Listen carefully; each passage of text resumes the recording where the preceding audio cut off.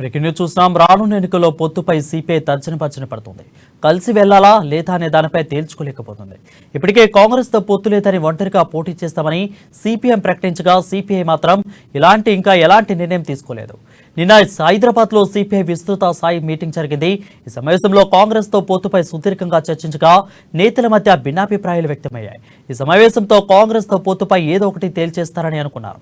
కానీ నేతల మధ్య ఏకాభిప్రాయం కుదరకపోవడంతో మరోసారి కాంగ్రెస్ తో పొత్తు సీట్ల సర్దుబాటుపై చర్చించాలని నిర్ణయించినట్లు తెలిసింది.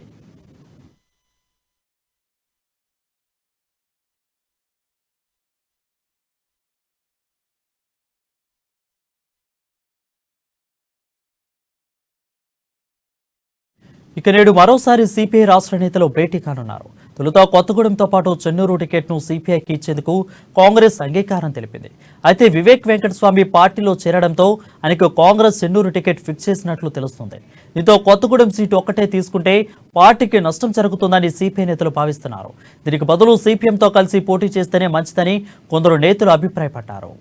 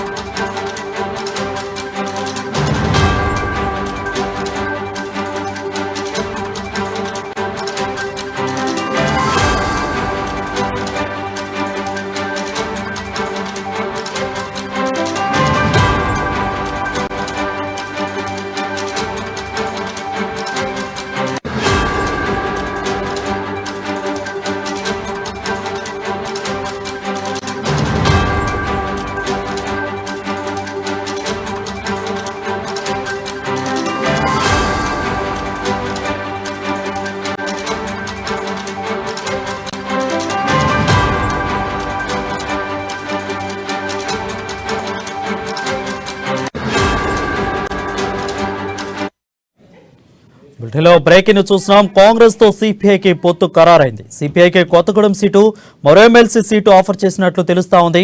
మునుగోడులో ఫ్రెండ్లీ కంటెస్ట్ చేద్దామని సిపిఐ వద్ద కాంగ్రెస్ అన్నారు. అయితే సిపిఎం పొత్తులపై ప్రస్తావించని సిపిఐ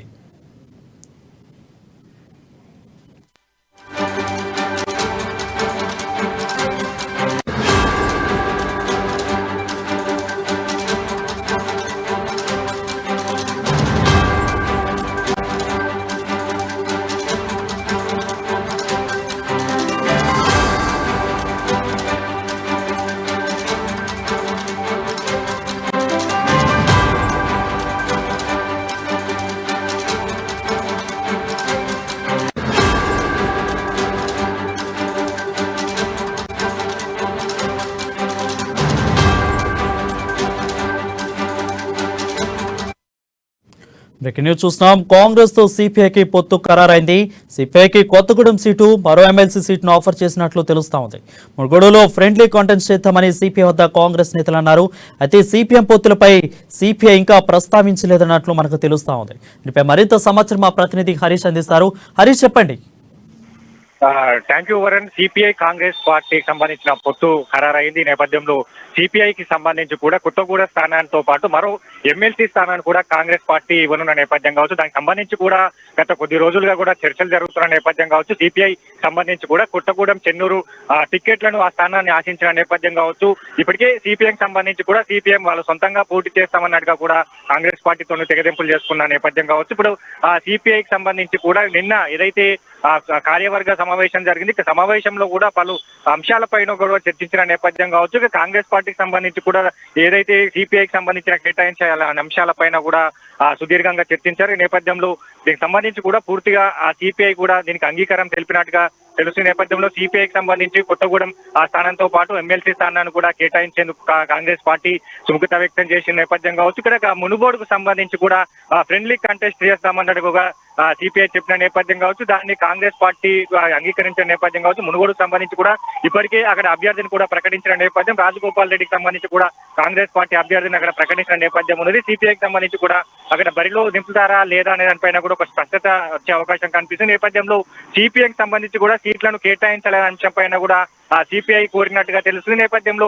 కాంగ్రెస్ అధిష్టానానికి సంబంధించి కూడా సిపిఎం కి స్థానాలను కేటాయించాలా లేదా మరోమారు వాళ్ళతో చర్చలు జరపాలనే పైన కూడా కాంగ్రెస్ అధిష్టానం చూసుకుంటుంది. ఈ నేపథ్యంలో జాతీయ స్థాయి నేతలంతా కూడా ఇప్పటికే ఈ సిపిఐ కావచ్చు సిపిఎం సంబంధించిన స్థానాల పైన కూడా సుదీర్ఘంగా చర్చించారు. ఈ నేపథ్యంలో దీనికి సంబంధించి అంటే ఇక్కడ సిపిఐకి సంబంధించి కూడా అధిష్టానం మరోమారు సమావేశం జరుగుతున్న నేపథ్యం కనిపిస్తుంది. అధిష్టానం కూడా సిపిఎం తో పాటు కూడా సంప్రదింపులు జరిపే అవకాశం కనిపిస్తుంది. ఇప్పటికే అభ్యర్థులను బరిలో నిలుస్తామన్నట్టుగా కూడా సిపిఐ చెప్పిన నేపథ్యంలో సిపిఎం తో పాటు మరోమారు చర్చలు జరిగే అవకాశం కనిపిస్తుంది. ఇప్పుడు సిపిఐకి సంబంధించి కూడా పూర్తిగా ఒక క్లియర్ కట్ గా కూడా క్లారిటీ వచ్చే అవకాశం అయితే క్లారిటీ వచ్చిందని చెప్పవచ్చు. ఎందుకంటే గత కొన్ని రోజులుగా కూడా సిపిఐ కాంగ్రెస్ పార్టీకి సంబంధించిన పొత్తుల అంశాలపైన సుదీర్ఘంగా చర్చ జరిగింది. ఇక్కడ బట్టి విక్రమార్క స్వయంగా వారితో సంప్రదింపులు జరిపిన నేపథ్యం కావచ్చు. ఇక్కడ మాణిక్రావు ఠాక్రేతో కూడా వాళ్ళు చర్చించిన నేపథ్యం కావచ్చు. ఇక్కడ పిసిసి చీఫ్ రేవంత్ రెడ్డి కూడా స్వయంగా వాళ్ళతో చర్చలు జరిపిన నేపథ్యం కావచ్చు. గత కొన్ని రోజులుగా కూడా ఈ ఏదైతే సుదీర్ఘంగా చర్చలు జరుగుతున్నాయి అక్కడ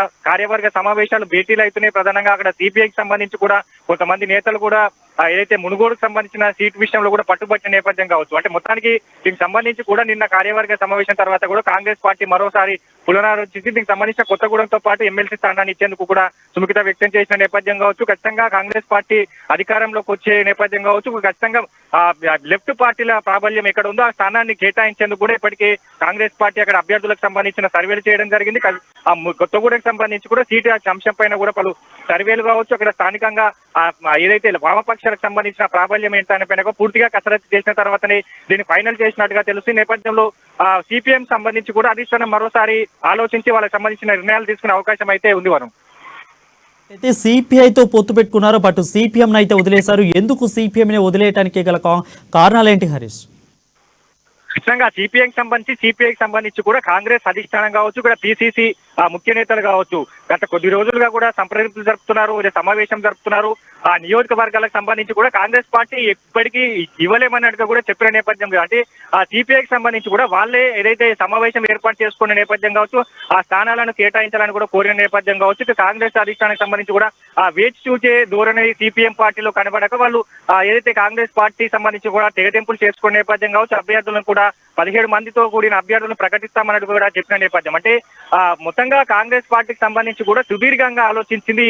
లెఫ్ట్ పార్టీలకు సంబంధించి కూడా సీట్లను కేటాయించే అంశం పైన కూడా ఇదందుకే ఇప్పటికే బీఆర్ఎస్ నుంచి బీజేపీ నుంచి నేతలు వస్తున్నారు. అక్కడ వాళ్ళకి సంబంధించిన మాజీ ఎమ్మెల్యేగా కొనసాగుతున్న నేపథ్యం కావచ్చు, మాజీ ఎంపీలుగా కొనసాగుతున్న నేపథ్యం, వాళ్ళంతా కాంగ్రెస్ పార్టీలోకి వచ్చిన నేపథ్యం, ఆ స్థానాన్ని ఆశిస్తున్న నేపథ్యం కావచ్చు. అలాంటి స్థానాలను కూడా సిపిఐకి ఇవ్వాలా లేదా సిపిఐకి ఇవ్వాలా అనే దానిపైన కూడా పూర్తిగా కసరత్తు జరిగింది.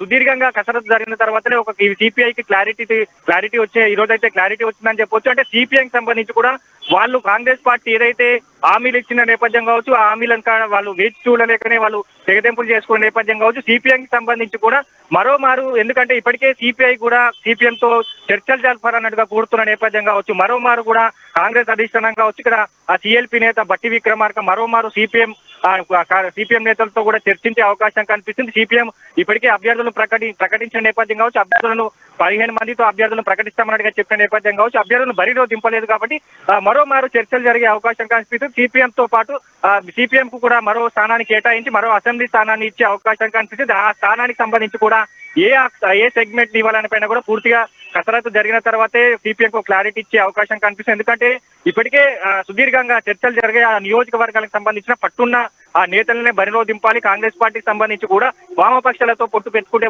కాంగ్రెస్ పార్టీకి కలిసి వచ్చే ఆ స్థానాన్ని కేటాయించాల అంశం పైన కూడా ఇక్కడ అధిష్టానం కావచ్చు, ఇక్కడ ఆ పిసిసి చర్చలు జరిపిన నేపథ్యం కావచ్చు. దాంట్లో భాగంగానే ఈ రోజు సిపిఐకి క్లారిటీ ఇచ్చింది. మిగతా సిపిఐకి సంబంధించి కూడా పూర్తిగా అక్కడ నియోజకవర్గానికి సంబంధించి సిపిఎం కి ఏ స్థానాన్ని కేటాయిస్తే కాంగ్రెస్ పార్టీ అక్కడ ఖచ్చితంగా ఏదైతే పొత్తుల అంశాలపైన కూడా బరిలో దింపే అభ్యర్థిని గెలిచే అవకాశాలు ఉన్నాయో ఆ అభ్యర్థికి సంబంధించి కావచ్చు, ఆ సీటు విషయానికి సంబంధించి కావచ్చు, సిపిఎంకి సంబంధించి మరోమారు కాంగ్రెస్ అధిష్టానం ఇక్కడ చర్చలు జరిపిన తర్వాత వాళ్ళు కూడా సంప్రదింపు జరిపే అవకాశం అయితే కనిపిస్తుంది. వరుణ్, మరి సిపిఐతో పొత్తు విషయానికి వస్తే మునుగోడు సీట్ అయితే ఆ సిపిఐకి ఇస్తున్నట్లు మనకు తెలుస్తోంది. అయితే కాంగ్రెస్ కి మునుగోడు సీటు సిపిఐకి ఇవ్వటం వల్ల ఏ మేర అవకాశాలు వాళ్ళకి కలిసి వచ్చే అవకాశాలు కనిపిస్తున్నాయి? కొంత లాభం చేకూరే అవకాశాలు ఏమైనా కనిపిస్తున్నాయా? ఖచ్చితంగా సిపిఐకి సంబంధించి కొత్తగూడెంతో పాటు ఎమ్మెల్సీ స్థానాన్ని ఇస్తున్న నేపథ్యం కావచ్చు.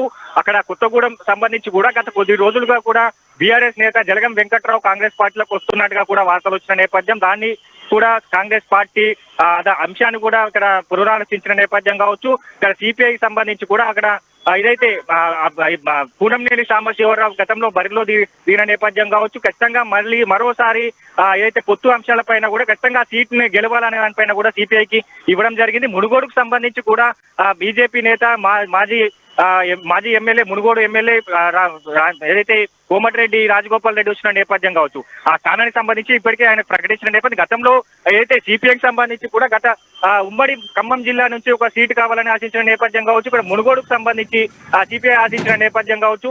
ఆ సీట్ ని అంటే సీట్ ఇవ్వలేమని కూడా కాంగ్రెస్ పార్టీ ఇప్పటికే చెప్పిన నేపథ్యం ఉంది. అంటే మునుగోడు సీటుకు సంబంధించి కాకుండా మరొక స్థానాన్ని కేటాయిస్తామని కూడా వాళ్ళకి చెప్పిన నేపథ్యం. Right Harish, thank you for the updates.